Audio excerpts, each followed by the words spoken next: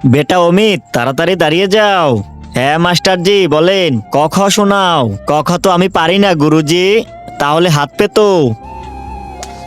ও ও ওরে বাবা, ওরে বাবা, বাবা পিতাজি পিতাজি, আমাকে না মাস্টারজি অনেক মারছে। আচ্ছা চল চল।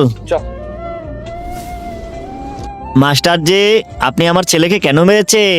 আপনার ছেলে এখনো ক খ পারে না। ওকে, আপনার ছেলে তো বেদব হয়ে গেছে, ও এখনো ক খ পারে না। কি ক খ পারে না? দাঁড়ান দেখাচ্ছি মজা। ওরে বাপরে, ওরে বাপরে। এই এবিসিডি শোনাও। পারি না। কি এবিসিডি পারো না? এত বড় হইছো।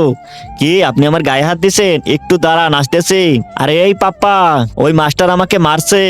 এই রাখিস, গাড়ি স্টার্ট দে।